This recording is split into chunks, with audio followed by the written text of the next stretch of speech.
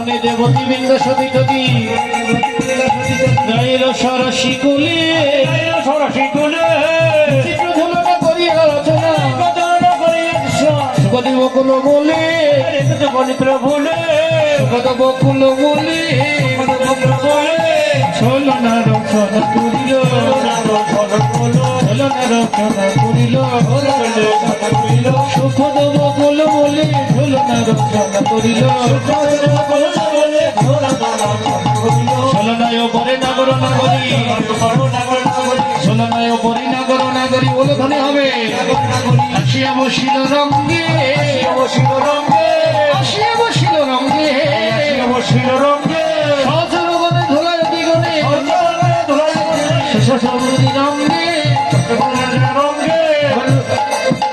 এবার ঝুলনার মাঝে বসিল রে